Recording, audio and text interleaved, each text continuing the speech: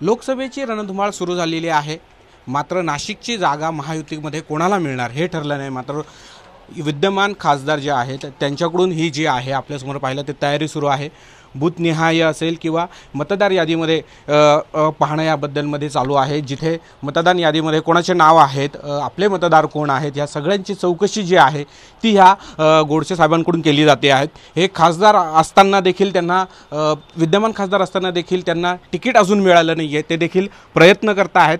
मुख्यमंत्री देखील ही जागा नाशिकलाच मिळावी यासाठी प्रयत्न करत आहेत। आपल्याबरोबर खासदार हेमंत गोडसे आहेत, आपण त्यांच्याशी बोलूयात। काय सांगाल, अजून जागा मिळाली नाही आहे मात्र तयारी तुमची सुरू आहे? खरं तर कुठल्याही कामाला नियोजन हे अतिशय महत्त्वाचं असतं आणि म्हणून मला असं वाटतं का आपण जी काही कामं 5 वर्षामध्ये केली त्याचा अहवाल आपण या ठिकाणी बनवलेला आहे आणि तो जनतेपर्यंत पोहोचवण्यासाठी त्या ठिकाणी काम किया। अमृत नोनी आर्थो प्लस ये एक प्रूवन फॉर्मूला है। इसमें मौजूद नोनी फल के गुण और आयुर्वेदिक जड़ी बूटियां शरीर को जरूरी पोषक तत्व देने के साथ साथ हड्डियों और जोड़ों के घिसने, उनमें होने वाले सूजन और दर्द को रोकने में मदद करता है। दर्द मुक्त जीवन के लिए अमृत नोनी आर्थो प्लस केलं जातंय।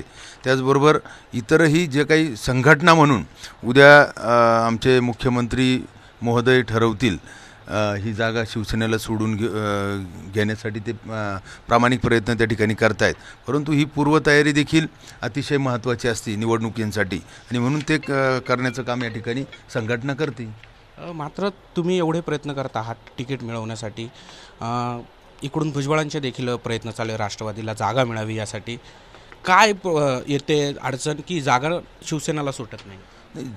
मला असं वाटतं का हा निर्णय महायुतीचे सर्वच पदाधिकारी त्या ठिकाणी घेत आहेत आणि निश्चित मला असं वाटतं का लवकरच हा निर्णय होईल, एक 3-4 दिवसामध्ये। काय वाटते काय निर्णय होईल?